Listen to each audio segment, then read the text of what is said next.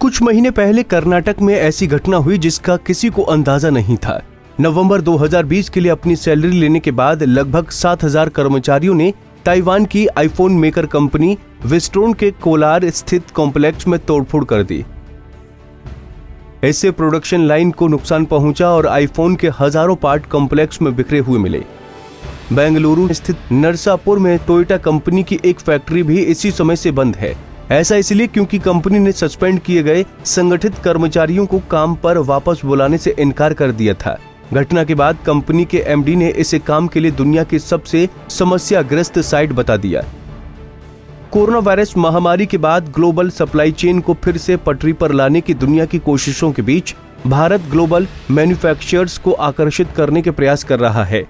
इस बीच प्रतिद्वंदी चीन कर्नाटक और नरसापुर जैसी घटनाओं की ओर इशारा करते हुए भारत में मैन्युफैक्चरिंग से जुड़े खतरों को हवा दे रहा है। उदाहरण से समझें तो ताइवान की ही आईफोन मेकर कंपनी फॉक्सकॉन चीन में अपनी मैन्युफैक्चरिंग के लिए हजारों कर्मचारी रखती है, लेकिन ये भारत में अपना मेगा फैक्ट्री मॉडल नहीं लाना चाहती।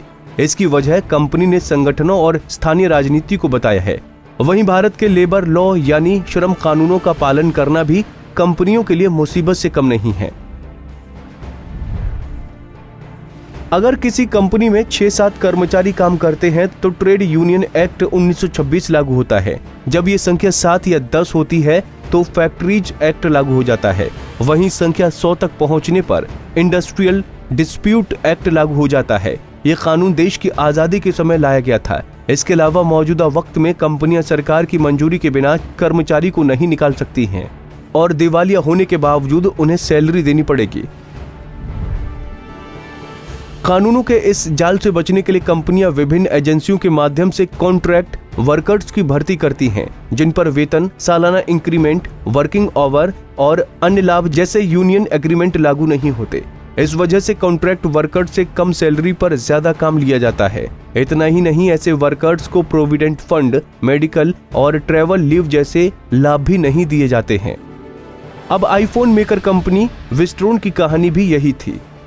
यहाँ एक जैसा काम करने पर भी कॉन्ट्रैक्ट वर्कर्स को स्थायी वर्कर्स के मुकाबले बहुत कम पैसे दिए जा रहे थे, जबकि 30% स्थायी वर्कर्स को 70% कॉन्ट्रैक्ट वर्कर्स रखने का चलन देश में आम है।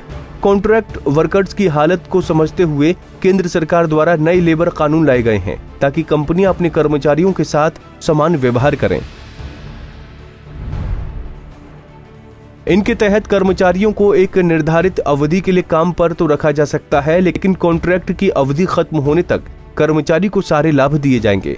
लेबर कानूनों में ये बदलाव सरकार की उन कोशिशों का हिस्सा है जिनके तहत 44 केंद्रीय कानूनों का आधुनिकीकरण करते हुए उन्हें 4 कोड्स में लाया जाना है। इसमें wage code 2019, industrial relation code 2020, occupational safety health and work condition code 2020, social security code 2020 शामिल है। आपको बता दें कि विभिन्न राज्य अपने स्तर पर लेबर कानूनों में बदलाव कर चुके हैं।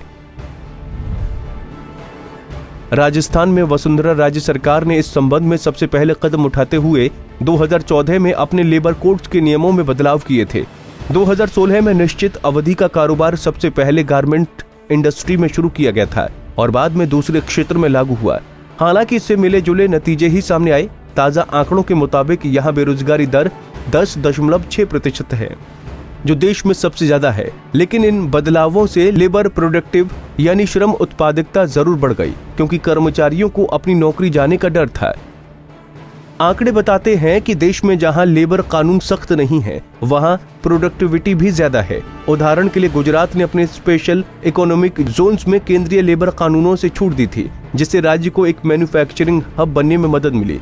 कोरोना वायरस की वजह से बड़ी बेरोजगारी को देखते हुए उत्तर प्रदेश में योगी आदित्यनाथ सरकार ने भी 3 लेबर कोड्स के तहत आने वाले कानूनों को 3 साल के लिए निलंबित कर दिया। कुछ ऐसा ही कदम 14 अन्य राज्यों ने भी उठाया। वर्कर यूनियनों ने राज्यों द्वारा किए गए इन बदलावों का जमकर विरोध किया है। उनका कहना है कि इससे कर्मचारियों का शोषण बढ़ेगा। कई दिग्गज उद्योगपतियों और विशेषज्ञों ने भी इन बदलावों की आलोचना की है। इतना ही नहीं, खुद लेबर मिनिस्टर संतोष कुमार गंगवार ने भी माना है कि राज्यों के इन कदमों को लेबर रिफॉर्म नहीं कहा जा सकता। हालांकि भारत की बढ़ती जनसंख्या को देखते हुए हर किसी का मानना है कि देश के लेबर कानूनों में कुछ बदलाव जरूरी हैं। भले ही सख्त लेबर नियम कंपनियों का खर्च बढ़ा देते हैं, लेकिन 9000 से ज्यादा कंपनियों पर किए गए एक सर्वे में सिर्फ 5% कंपनियां ही इन्हें अपने संचालन में रोड़ा मानती हैं। तो किस वजह से विदेशी कंपनियां भारत में ज्यादा निवेश करने से बचती हैं? सर्वे के मुताबिक बिजनेस करने में आसानी न होना, लाल फीताशाही, टैक्स का अस्थिर ढांचा, बिजली की ज्यादा लागत, ट्रांसपोर्टेशन के खराब बुनियादी ढांचे इसके प्रमुख कारण हैं। केंद्र सरकार भी ये समझती है और ध्यान केंद्रित कर इन्हें दूर करने की लगातार कोशिश कर रही है। अब कॉर्पोरेट टैक्स कम कर दिए गए हैं, नए इलेक्ट्रिसिटी कोड पर भी काम चल रहा है। इस संबंध में राज्य भी कदम उठा रहे हैं। इन्हीं प्रयासों की बदौलत भारत चीन से अपनी सप्लाई चेन हटाने वाली 1000 से ज्यादा कंपनियों को आकर्षित करने में सफल रहा है। भारत दुनिया के उन 3 देशों में शामिल है जो एप्पल कंपनी के प्रोडक्ट्स बनाते हैं। कर्नाटक में हुई विस्फोट की घटना के बावजूद कंपनी भारत में आईपैड, एयरपॉड्स और मैकबुक्स की मैन्युफैक्चरिंग शुरू करने की तैयारी कर रही है। ऐसा भी नहीं है कि चीन में कोई समस्या नहीं। फॉक्सकॉन की बात करें तो 150 से ज्यादा चीनी वर्कर्स कम सैलरी और काम के लिए खराब माहौल के चलते आत्महत्या कर चुके हैं। भारत में सबसे बड़ी समस्या नियम कानूनों को लागू करने में आती है। इस वजह से इसे सुधारने की जरूरत है। हमसे जुड़े रहने के लिए हमारे YouTube चैनल को सब्सक्राइब करें और नई वीडियो की नोटिफिकेशन के लिए बेल आइकॉन को दबाएं। अगर आप ये वीडियो Facebook पर देख रहे हैं तो लाइक जरूर करें और ज्यादा से ज्यादा शेयर करें। धन्यवाद।